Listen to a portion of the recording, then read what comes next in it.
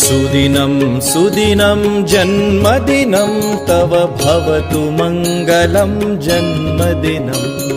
सुदिनं सुदिनं जन्मदिनं तव भवतु मङ्गलं जन्मदिनम्